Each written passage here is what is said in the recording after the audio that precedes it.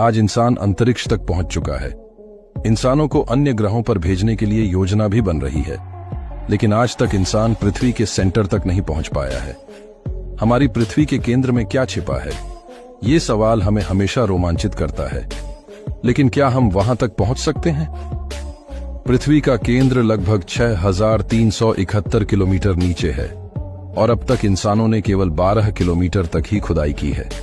यानी हम केंद्र तक पहुंचने से बहुत दूर हैं। जैसे जैसे हम गहराई में जाते हैं, तापमान 5000 डिग्री सेल्सियस से भी अधिक हो जाता है और दबाव इतना बढ़ जाता है कि इसे सहन करना असंभव है।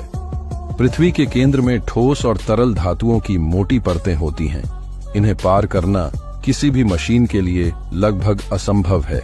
यह यात्रा अविश्वसनीय तो लगती है, परंतु वर्तमान विज्ञान और तकनीक के हिसाब से यह अभी असंभव है।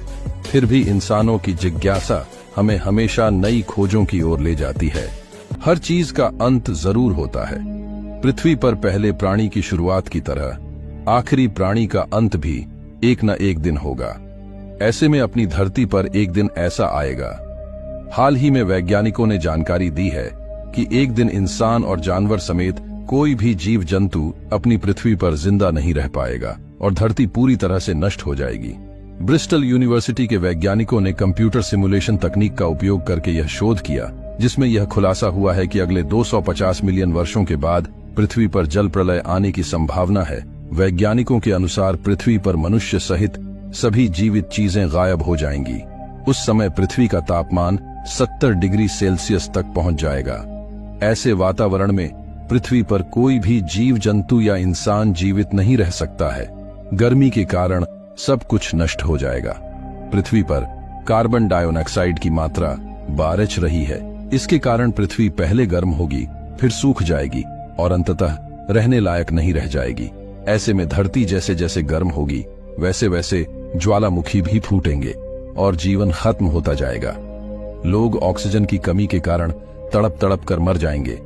अन्य दूसरे जीवों के साथ भी ऐसा ही होगा। धीरे धीरे सारी जीवित चीजें खत्म हो जाएंगी।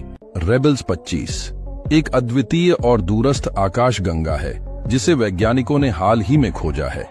यह आकाशगंगा लगभग 13 अरब साल पहले यानी बिग बैंग के केवल 700 मिलियन साल बाद अस्तित्व में आई थी। इसे मिल्की वे जैसी संरचना वाला सबसे दूर स्थित डिस्क गैलेक्सी माना जा रहा है। आमतौर पर इतनी पुरानी आकाशगंगाओं को अव्यवस्थित और अराजक माना जाता है, क्योंकि उन्हें एक सुगठित आकार लेने में अरबों साल लगते हैं। लेकिन रीबल्स 25 ने वैज्ञानिकों को चौंका दिया है, क्योंकि यह आकाशगंगा इतनी प्राचीन होने के बावजूद एक डिस्क जैसी संरचना में व्यवस्थित है, ठीक वैसे ही जैसे आज की आकाशगंगाएं होती हैं। इस खोज से यह सवाल खड़ा होता है कि क्या प्रारंभिक ब्रह्मांड में आकाशगंगाओं का विकास हमारी अब तक की समझ से भी तेजी से हुआ था? यह अब तक देखी गई सबसे प्राचीन, सबसे दूर स्थित, सबसे तीव्र घूर्णन करने वाली आकाशगंगा है। यह खोज चिली के अटाकामा रेगिस्तान में स्थित अटाकामा लार्ज मिलीमीटर अरे की मदद से की गई है, जो अत्यधिक संवेदनशील दूरबीनों का एक समूह है। एक विशालकाय ब्लैक होल है जो हमारी आकाशगंगा मिल्की वे के केंद्र में स्थित है।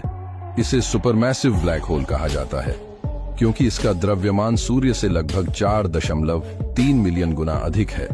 इसे सजिटेरियस ए इसीलिए नाम दिया गया है, क्योंकि यह धनु तारामंडल की दिशा में स्थित है। यह पृथ्वी से लगभग 26,000 प्रकाश वर्ष दूर मिल्की वे के केंद्र में स्थित है।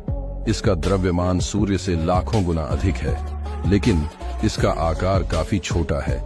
यह इतना घना है कि इससे कोई भी वस्तु, यहाँ तक कि प्रकाश भी नहीं बच सकता। इसके आसपास के तारों और गैसों पर इसका गुरुत्वाकर्षण बहुत अधिक प्रभाव डालता है, जो इसके ब्लैक होल होने की पुष्टि करता है।